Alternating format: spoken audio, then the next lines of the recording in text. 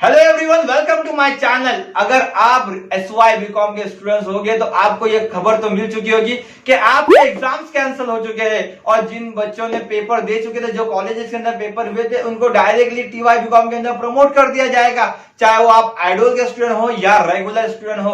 Okay, अब TY BCom के अंदर आपको 2 सेमेस्टर के अंदर 5th सेमेस्टर और 6th सेमेस्टर के अंदर क्या पढ़ना है, मैं यहाँ पर इस वीडियो में एक्सप्लेन करूंगा। तो पहले हम 5th सेमेस्टर की बात करते हैं, जो आपका अपकमिंग सेमेस्टर है। 5th सेमेस्टर के अंदर आपको टोटल 6 सब्जेक्ट है। पहला सब्जेक्ट है फाइनेंशियल अकाउंटिंग, नेक्स्ट है कॉस्ट अकाउंटिंग, नेक्स्ट है direct taxes, then marketing, economics and computers या तो एक्सपोर्ट। कोई कॉलेज में कंप्यूटर्स होता है, कोई कॉलेज में एक्सपोर्ट होता है। ओके, अब इन सब्जेक्ट्स के अंदर आपको कौन से चैप्टर्स स्टडी करने हैं, मैं पहले तो 3 बेसिक सब्जेक्ट जो प्रैक्टिकल सब्जेक्ट्स है उनके बारे में बात करूंगा, फिर उसके बाद मैं थ्योरी के बारे में थोड़ी बहुत बात कर लूंगा। तो वीडियो में आप लास्ट तक बने रहिए। अगर आप चैनल पर नए हो तो चैनल को सब्सक्राइब कर लीजिए और बेल आइकन को भी प्रेस कर दीजिए ताकि आपको रेगुलर अपडेट्स मिलते रहे, क्योंकि मैं पूरा TY बीकॉम का सिलेबस, जो प्रैक्टिकल सिलेबस है, इस चैनल पे आपको डेली बेसिस पे एक्सप्लेन करने वाला हूं। Each and everything, every sum यहाँ पर मैं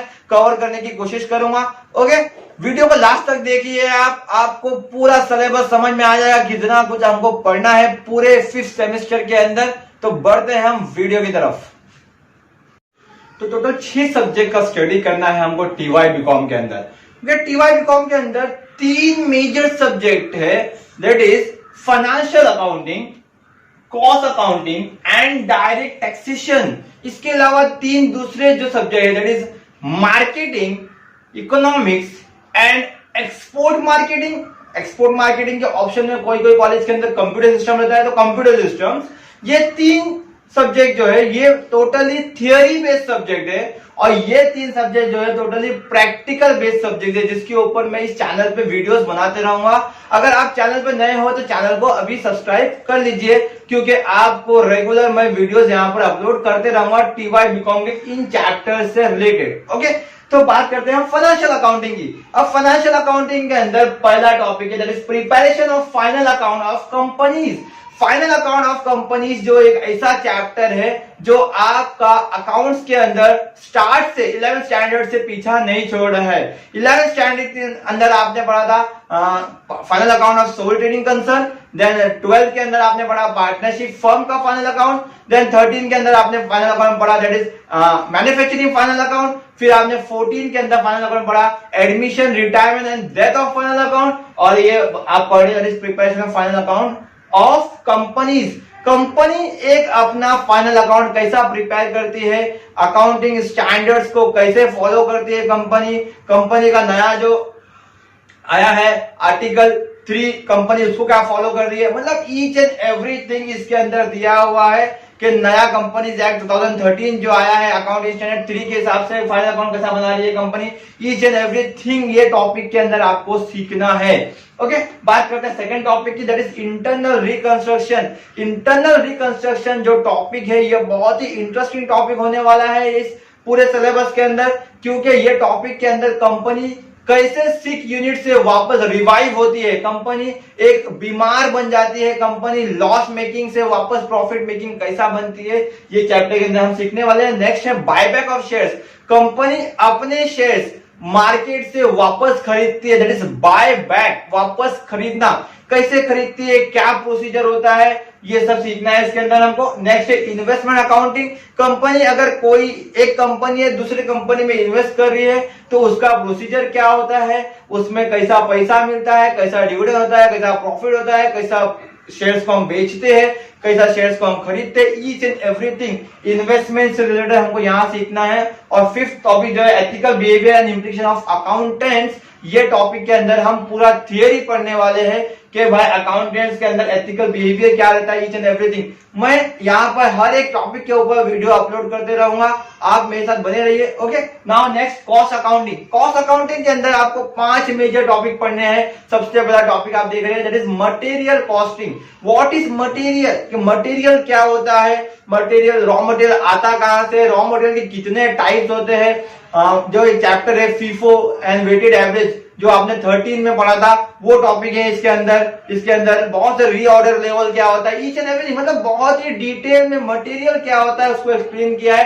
13 के अंदर भी था ये, बट 13 के अंदर बहुत छोटा सा था, यहाँ पर पूरा एक चैप्टर लिया है इसके लिए, और बहुत ही वास्ट चैप्टर है, बहुत ही अच्छा चैप्टर है समझने के लिए, प्रैक्टिकल लाइफ के लिए बहुत यहाँ पर एक चैप्टर काम आएगा आपको। नेक्स्ट चैप्टर है लेबर कॉस्टिंग, कि एक बंदे की, एक लेबरर की लेबर जो वेज रेट डिसाइड होता है वो कैसे डिसाइड होता है, ये चैप्टर के अंदर हम सीखेंगे। देन ओवरहेड कॉस्टिंग, जैसा एक चीज को बनाने के लिए हमको मटेरियल लगता है, वो लेबर लगता है, वैसा ही हमको ओवरहेड्स लगते हैं, खर्चे लगते हैं। वो ओवरहेड की कॉस्टिंग कैसा होती है, वो ओवरहेड का अकाउंटिंग कैसा होता है, वो सब यहाँ पर हमको सीखना है। ये तीनों चीज सीखने के बाद हम लोग मेन कॉस्टिंग पे आएंगे, that is cost sheet. Cost sheet को सीखेंगे। कॉस्ट शीट के ये 3 इंपॉर्टेंट पिलर्स है, पहले ये 3 पिलर्स को सीखेंगे हम, उसके बाद हम कॉस्ट शीट पे आ जाएंगे। बहुत सारे प्रोफेसर पहले कॉस्ट शीट डायरेक्टली सिखा देते हैं कि कॉस्ट शीट क्या होता है। देखो प्रैक्टिकली आपके टीवाई के सिलेबस के लिए कॉस्ट शीट सीखना बहुत आसान है,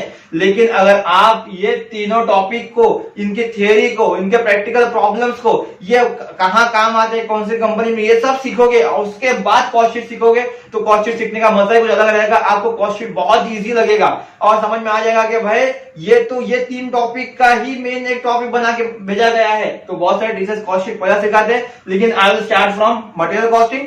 ओके, नाउ नेक्स्ट टॉपिक है रिकंसिलेशन। अब रिकंसिलेशन मतलब होता है रिकंसाइल करना, वापस से चेक करना, दोबारा चेक करना। अगर कोई कॉस्ट शीट को हम गलत बना देते हैं या फाइनेंशियल बुक हमारा जो फाइनल अकाउंट बनाते हैं हम वो गलत बनाते हैं, तो उसको वापस चेक करके कैसा सही किया जाता है वो ये टॉपिक ना हम सीखेंगे। अब हम तीसरा सब्जेक्ट की बात करते हैं, डायरेक्ट टैक्स। डायरेक्ट टैक्स जो है ये ऐसा सब्जेक्ट है जो हर साल हमारे बजट के हिसाब से चेंज होता है। जैसा बजट बनेगा वैसा ही इसका सिलेबस बनेगा। ओके, ये सिलेबस आपको क्या पढ़ना है इसके अंदर, तो पहला चैप्टर पढ़ना है आपको रेसिडेंशियल स्टेटस, मतलब यू आर अ रेसिडेंट और नॉट, तुम कंपनी इंडिया के रेसिडेंट हो या नहीं हो, पूरा डीपली यहाँ पर सीखोगे कि रेसिडेंट क्या होता है, नॉन रेसिडेंट क्या होता है, कौन टैक्स भरना चाहिए, कौन टैक्स नहीं भरना चाहिए, रेसिडेंट्स के भी कितने टाइप होते हैं, ईच एंड एवरीथिंग यहाँ पर मैं आपको एक्सप्लेन करूंगा। नेक्स्ट है स्कोप ऑफ इनकम, मतलब कौन बंदे, अगर बंदा रेसिडेंट है तो वो टैक्स भरना चाहिए कि नहीं भरना चाहिए, अगर नॉन रेसिडेंट है तो भी भरना चाहिए कि नहीं भरना चाहिए, each and everything scope of income सीखना है। नेक्स्ट आपको 5 हेड्स ऑफ इनकम, जहां से हमारी गवर्नमेंट ऑफ इंडिया जो है टैक्स कैलकुलेट करती है, 5 हेड्स ऑफ इनकम से टैक्स कैलकुलेट करती है। मतलब गवर्नमेंट ऑफ इंडिया का हमारे टैक्सेशन एक्ट 1961 का सोचना जो है कि भाई 5 सोर्सेस से बंदा पैसा कमा सकता है, और ये 5 सोर्सेस को यहां पर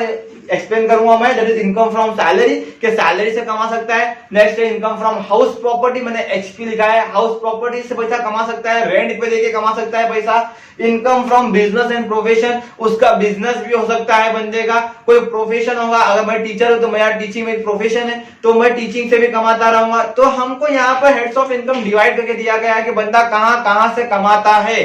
तो पहला सैलरी से कमाता है, अगर कोई वो कॉर्पोरेट में काम कर रहा है तो सैलरी से कमाता रहेगा, अगर उसकी हाउस प्रॉपर्टी है तो रेंट पे देके कमाता रहेगा, अगर वो बिजनेस करता है या उसका प्रोफेशन होगा कुछ तो वहां से कमाता रहेगा। इनकम फ्रॉम कैपिटल गेन, वो अपनी प्रॉपर्टी बेच के कमाता रहेगा, एक प्रॉपर्टी जिसका एक फ्लैट था उसने बेच दिया, वो पैसा कमा रहा है, उससे पैसा आ रहा है। और इनकम फ्रॉम अदर सोर्स, इनके अलावा बहुत सारे सोर्सेज से बंदा पैसा कमा सकता है, गेम से पैसा कमा सकता है, लॉटरी से पैसा कमा सकता है, तो वो सब चीजें हम इनकम फ्रॉम अदर सोर्स के अंदर पढ़ेंगे। ये 5 हेड्स ऑफ इनकम से जो पैसा कमाता है बंदा, उसके ऊपर हमारा टैक्सेशन एक्ट 1961 टैक्स डिसाइड करता है कि टैक्स कैसा कितना पे करना है, टैक्सेशन स्लैब कैसा डिसाइड करे, वो 5 हेड्स ऑफ इनकम की इनकम के ऊपर डिपेंड है। ओके, उसके बाद हमको पढ़ना है डिडक्शंस। अभी ये 5 जगह से बंदा पैसा कमाता है ना, तो गवर्नमेंट ने बहुत सारी छूट भी दी है उनको कि भाई अगर तू ये तरीके से पैसा कमा रहा है तो देखो टैक्स भरने की जरूरत नहीं है, अगर कोई चीज पे तू इन्वेस्ट कर रहा है तो देखो पैसे टैक्स भरने की जरूरत नहीं है। बहुत सारे डिडक्शंस है, वो डिडक्शन को हम यहाँ पर पढ़ेंगे। डिडक्शन अंडर सेक्शन 80 रहता है, 80 सेक्शन के अंदर बहुत सारे डिडक्शन है, 80C, 80CCC, 80D, 80DD। मैं ईच एंड एवरी डिडक्शन यहाँ पर एक्सप्लेन करूंगा आपको।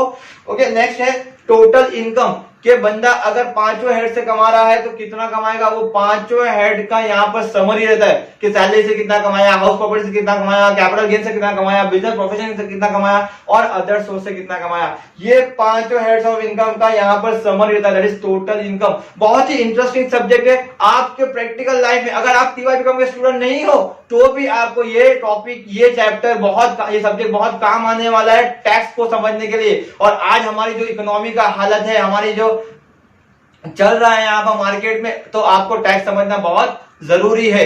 ओके, इन तीनों सब्जेक्ट के अलावा 3 और सब्जेक्ट है जो मैंने पहले कहा था। मार्केटिंग, उसके अंदर आपको 4 मॉड्यूल पढ़ना है। इकोनॉमिक्स, उसके अंदर भी आपको 4 मॉड्यूल पढ़ना है। और कंप्यूटर्स के अंदर आपको 3 मॉड्यूल पढ़ना है। एक थियरी का मॉड्यूल है, 2 प्रैक्टिकल मॉड्यूल है, MySQL एंड एक्सेल। मैं पहले इन टॉपिक्स को कवर करने की कोशिश करूंगा। अगर ये टॉपिक कवर होने के बाद मेरे पास टाइम बचता है तो मैं कंप्यूटर्स के ऊपर भी यहाँ पर लेक्चर्स पोस्ट करता रहूंगा। तो आप मेरे साथ बने रहिए। मैं कल से रेगुलर अपडेट दे दूंगा आपको कि हर एक टॉपिक के ऊपर कितने लेक्चर्स बनेंगे और कितने लेक्चर, कैसा स्टार्ट करना है टॉपिक को। हम कल स्टार्ट करेंगे हमारे फाइनेंशियल अकाउंटिंग के फर्स्ट टॉपिक से। फाइनल अकाउंट को तो नहीं लेंगे हम, पहले इंटरनल रिकंसिलिएशन से स्टार्ट करेंगे। बहुत ही इजी टॉपिक है, बहुत समझने में आसानी होती है, इसलिए पहला ये टॉपिक ले रहे हैं। तब तक के लिए हमारे साथ बने रहिए। Thank you so much.